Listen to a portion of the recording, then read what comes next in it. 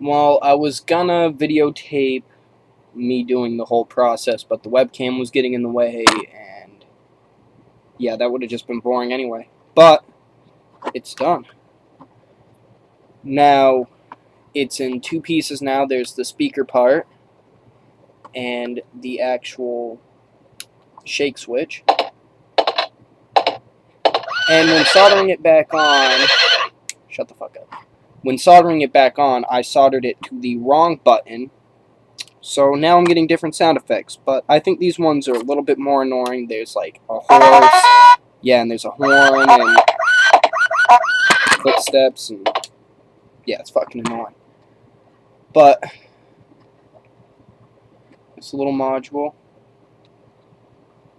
power switch, shake it.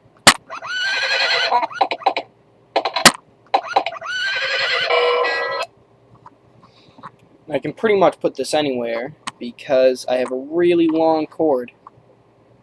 So I can put, let's say, this in the living room, under a chair or something. So when someone sits down, well, I'll make this go off in the kitchen. If I could hide the wire. But there it is.